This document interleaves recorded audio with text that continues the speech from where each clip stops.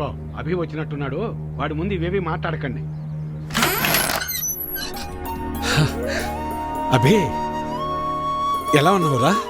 బాగున్నా మావయ్య. నేను చూస్తుంటే అచ్చమ్మ సుబ్బని చూస్తున్నట్టే ఉందిరా. సరే సరే రా, లోపలికి రా, మాట్లాడుకుందాం. కూర్చోరా. గవర్నమెంట్ వాళ్ళు కౌలు రైతులకు డబ్బులు ఇస్తున్నారు కదా, ఆ లిస్టులోనేమో నా పేరు లేదు. ఆఫీస్కి వెళ్ళి అడిగితే ఆన్లైన్లో అప్లై చేసుకోమన్నారు. అదేదో కాస్త చేసి పెట్టు. ఊళ్ళో వాళ్ళందరికీ నువ్వే చేస్తున్నావు కదా. అమ్మాయి కృష్ణవేణి, అబ్బాయికి కాస్త మంచినీళ్ళు తెచ్చిపెట్టమ్మా. అభి తీసుకో. మా అమ్మాయి ఇంటర్ పూర్తి చేసింది, స్కూల్లో టీచర్గా పనిచేస్తోంది. తెలుసు, ఇందాకే కలిసాం, మాట్లాడాం. తన జాబ్ చేయడం మీకు ఇష్టం లేదుగా. దీన్ని పెళ్లి చేసేస్తే నా బరువు తీరిపోద్ది, అదే పని మీద ఉన్నాను.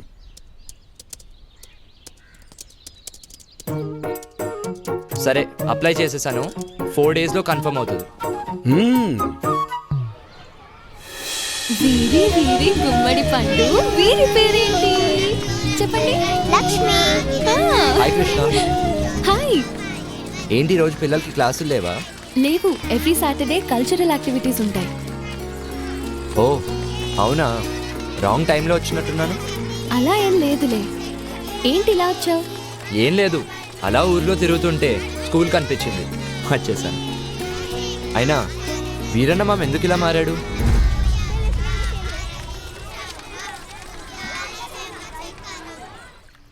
ఒకప్పుడు మా నాన్న కూడా అందరిలాగే కష్టపడి పంట పండించేవాడు.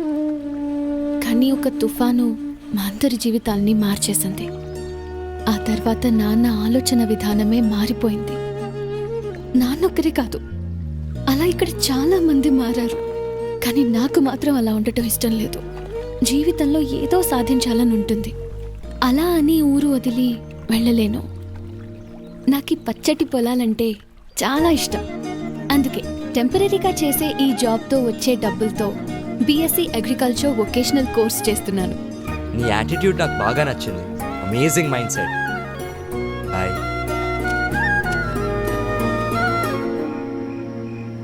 హలో హలో, ఏంట్రా, ఏంటి సంగతులు? రే అనిల్, మరీ టూ మచ్ రా బాబు. ఇక్కడ చాలా మంది గవర్నమెంట్ మీదే ఆధారపడి బ్రతుకుతున్నారు. ఇక మన ఫ్రెండ్స్ అయితే అసలు మాకు పని చేయాల్సిన అవసరం ఏంట్రా అంటున్నారు. చెప్పాను కదరా, మనోళ్ళు బేవర్సగాళ్ళని. కొందరైతే కాకులు వస్తాయా లేదా అని బెట్టింగ్లు వేసుకుంటున్నారు. ఇంకొందరు ఉన్న పథకాలు సరిపోలేదని ఇంకా ఏమైనా దొరుకుతాయా అని వెతకమంటున్నారు. టూ మచ్ కదరా. అది వాళ్ళ తప్పు కాదురా, మన ప్రభుత్వాలు వాళ్ళని అలా తయారు చేశాయి. కరెక్టే, కానీ వాళ్ళు కూడా కాస్త ఆలోచించుకోవాలి కదరా, దానివల్ల మనకే నష్టమని. అంత ఆలోచించే జ్ఞానాన్ని కూడా మన నాయకులు మనకు పంచర్రా. ఎందుకంటే ఎక్కడ మనం వాళ్ళని నిలదీస్తామో అని వాళ్ళ భయం. మరి ఇలాగే ఉంటే ఎలారా? రేయ్, దీనికే ఇలా అనుకుంటే కొన్ని రోజుల తర్వాత మన ఊర్లో ఎంపీటీసీ ఎలక్షన్స్, అప్పుడు అస్సల పండగ మొదలైద్ది. ఎలక్షన్స్ వస్తే పండగ ఏంట్రా? మరి మన దేశంలో కుల మత ప్రాంతీయ అభిప్రాయ భేదాలు లేకుండా జరుపుకునే ఏకైక పండగ ఎన్నికల పండగరా. క్రిస్మస్ కి శాంటా క్లాస్ ఫ్రీ గిఫ్ట్స్ పంచినట్లు ఎన్నికల ముందు మనకు కూడా మన నాయకులు ఫ్రీ గిఫ్ట్స్ ఆఫర్ చేసే రోజులు రా అవి. చూస్తావుగా, నీకే అర్థమవుతుందిలే. హలో హలో, రేయ్ లైన్లో ఉన్నావా? హలో, ఏమైందిరా? కానీ వీళ్ళందరి మధ్యలో ఒక్క అమ్మాయి మాత్రం చాలా మెచ్యూర్డ్గా ఆలోచిస్తుంది. ఎవరు? మన కృష్ణరా, వీరన్న మామ కూతురు. ఓ తనా?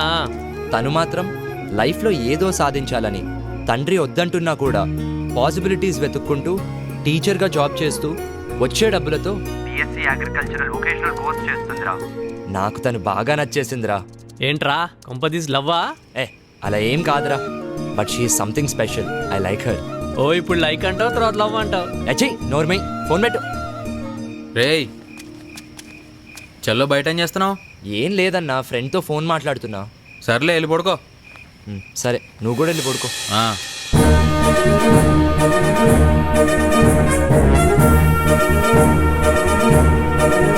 నమస్తే. రాష్ట్ర ప్రభుత్వం జెడ్పీటీసీ ఎంపీటీసీ ఎన్నికలను అనౌన్స్ చేసింది. దీంతో రాష్ట్రమంతా ఎన్నికల సందడి నెలకొంది. అన్ని పార్టీల నాయకులు తమ తమ అభ్యర్థులను వెల్లడిస్తున్నారు. 2 రోజుల్లో అభ్యర్థులు తమ నామినేషన్లు సంబంధిత కార్యాలయాల్లో ఇవ్వాల్సి ఉంటుంది.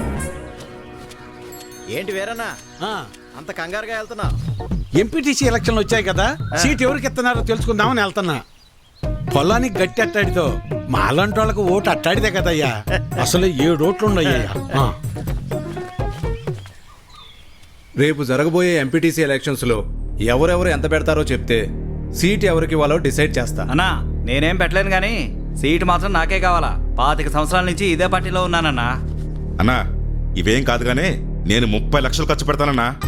ఎన్నికల ఖర్చులు కూడా మొత్తం నేనే చూసుకుంటా. సీటు మాత్రం నాకే కావాలి. అవును కానీ నీకు అంత డబ్బు ఎక్కడిది? డబ్బున్న ఎన్ఆర్ఐ అల్లుడు నా వెనుకున్నాడన్నా. సీటు మాత్రం నాకే కావాలన్నా. ఊరుకో. నువ్వు ఆగవయ్యా. ఎవడెక్కువ డబ్బు పెడితే వాడికే సీటు. అది మన పార్టీ సిద్ధాంతం. దానికి మన అందరం కట్టుబడి ఉండాలి. ఈయన్నే ఎంపీటీసీగా నిలబెడుతున్నాం. మీరందరూ సపోర్ట్ చేయాలి.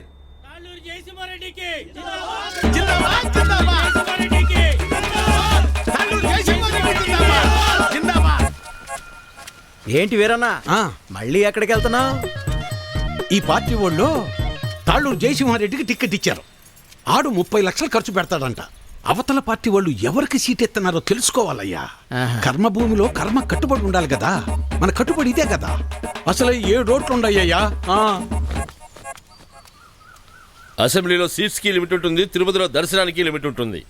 ఏ లిమిట్ లేకుండా డబ్బులు ఖర్చు పెట్టేవాడికే ఎలక్షన్లో సీట్ ఉంటుంది. అది వీటన్నిటికంటే ముఖ్యమైనది నా దగ్గర ఉందన్న. 40 లక్షల డబ్బు ఉందన్న. ఓటుకి నోటే కదన్న బలం. నీకే సీట్ ఇస్తున్నాం, మీరందరూ సపోర్ట్ చేయాలి.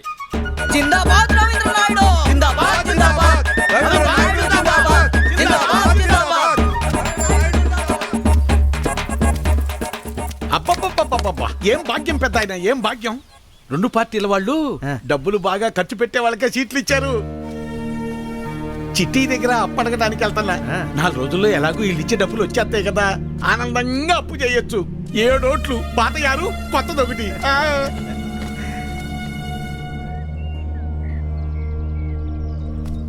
నీకెందుకయ్యా ఇవన్నీ? నువ్వు చేయలేవు బాబు.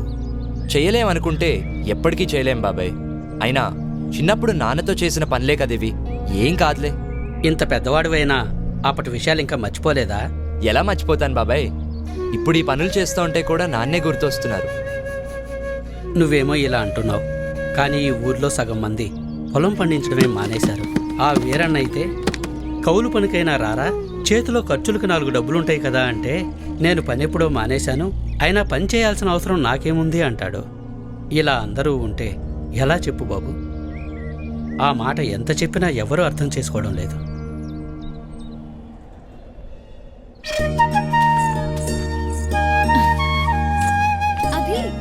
ఇక్కడున్నావా? ఏంటి 2 రోజుల నుంచి కనిపించలేదు? వదిన వాళ్ళతో టౌన్కి వెళ్ళొచ్చాను. అక్కడికి వెళ్ళినప్పుడు సినిమా చూశాను. సినిమా ఎంత బాగుందో తెలుసా? హీరో అయితే అయ్యో బాబోయ్ ఎంత బాగా యాక్టింగ్ చేశాడో, విలన్లని ఎలా కొట్టాడో నాకైతే చాలా బాగా నచ్చింది. పాటలు, డాన్సులు చంపేశాడంతే అసలు. కానీ చేయని తప్పుకి హీరోయిన్ ని బాధ పెట్టడం, లాస్ట్ లో రియలైజ్ అవ్వటం. 4 టైమ్స్ ఏడ్చాను తెలుసా. సినిమా చూసినప్పుడు ఏడవటమే కానీ లైఫ్ లో ఎప్పుడూ కన్నీళ్లు రాలేదు. నా ఫ్యామిలీకి నేనంటే అంత ఇష్టం. నా హ్యాపీనెస్ ఏంటో తెలుసా? మార్నింగ్ లేవటం, నాన్నకి కాఫీ ఇవ్వటం, అన్నయ్యలకి బాయ్ చెప్పటం, వదినలతో కబుర్లు చెప్పటం, రెడీ అయి స్కూల్కి వెళ్ళటం, ఈవినింగ్ ఇంటికి వచ్చాక అమ్మతో మాట్లాడటం, అందరం కలిసి భోజనం చేయటం. This is my simple life. I like you.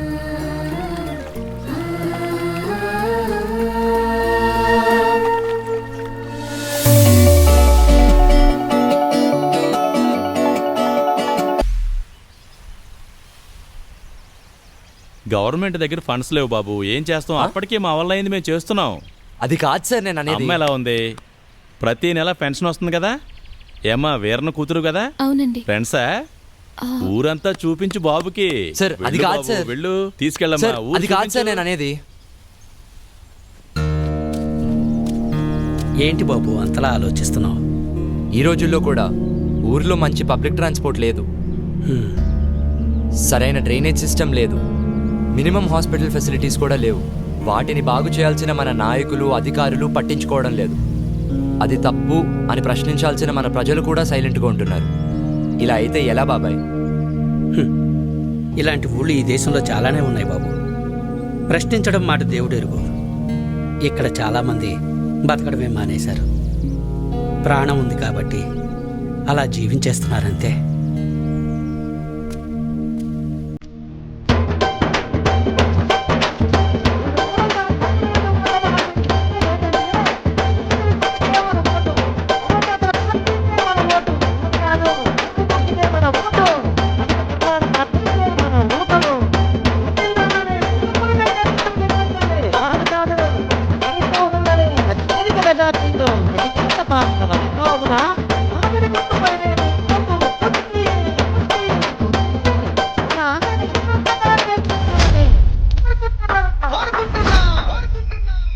రేయ్ 2 రోజుల్లో ఎలక్షన్స్ కదా, ఓటు వేయడానికి రావట్లేదా?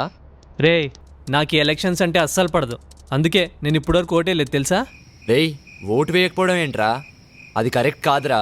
అరే నువ్వు ఈ క్లాసులు పీకడం ఆపరా బాబు, నాకు చాలా పని ఉంది ఇక్కడ, నేనుంటా, బాయ్.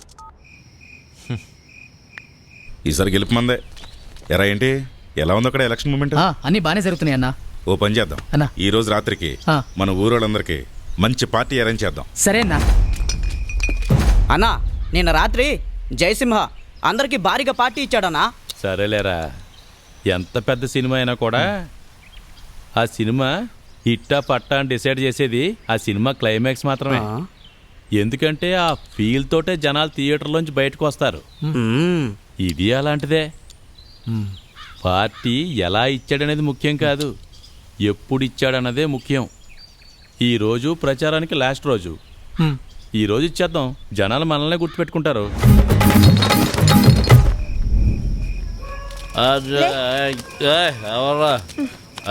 లేవయ్యా, ఏంటత్తా ఇది?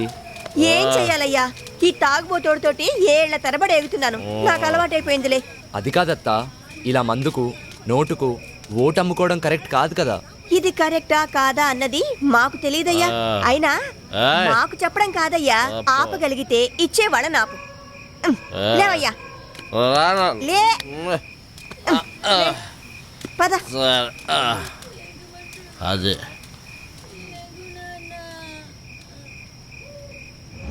సిటీ నుంచి వచ్చాడు, బాగా చదువుకున్నాడు. మనం ఏమన్నా అన్నామంటే లీగల్ పాయింట్లు మాట్లాడతాడు. ఆడి తృప్తి కోసం ఏదో చేయండి.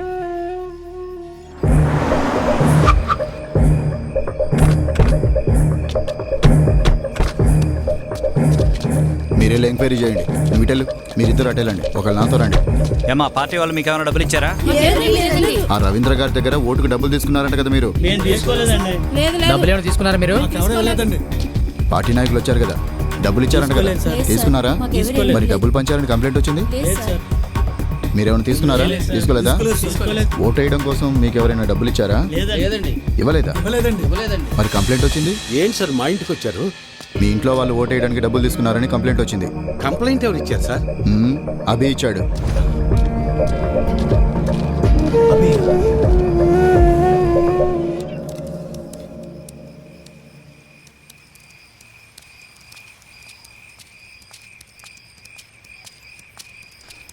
ఏయ్, నా మీద పోలీస్ రిపోర్ట్ ఎందుకు ఇచ్చావు?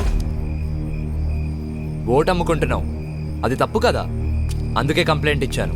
నా పొలం నేను అమ్ముకుంటున్నట్టు నా ఓటు నేను అమ్ముకున్నాను, అది తప్పెలా అవుతుంది? అయినా అది అడగటానికి నువ్వెవడవి? చూడు, ఈ పట్టీలో ఇటుకలు ఎన్ని ఉన్నాయో అన్ని పార్టీలు రావాలని కోరుకుంటున్నాను నేను. నీ ఆశ చూస్తుంటే నాకు నవ్వొస్తుంది. అయినా ఓటు అమ్ముకునే బదులు ఏదైనా పని చేయొచ్చు కదా. అసలు నీకు ఓటే లేకపోతే ఏం చేసేవాడు? ఏయ్, నన్నేమైనా అను, నా ఓటును మాత్రం అనొద్దు. నా ఆత్మ ఓటు, నా ఊపిరి ఓటు, ఇంకా చెప్పాలంటే నా ఇల్లు ఒళ్ళు కూడా ఓటు ఓటు అని ఓంకారనాథంలాగా ప్రతిధ్వనిస్తూనే ఉంటుంది. వెళ్ళు, ఎళ్ళు ఉద్యోగం చేసుకోపో.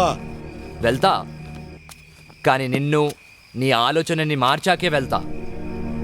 నన్ను నువ్వేంటయా మార్చేది? ఓటుకు డబ్బులు తీసుకోవడం మాకేదో మొదటి నుంచి అలవాటు ఉన్నట్టు మాట్లాడుతున్నావు. 54 సంవత్సరాలు వచ్చేదాకా నీకన్నా బాగానే బతికాను. అలాంటి నేను ఇలా ఎందుకు మారాను తెలుసా? అసలు మా జీవితాలు ఎలా ఉండేవో తెలుసా? కనీసం మీ నాన్న ఎందుకు చనిపోయాడో నీకు తెలుసా?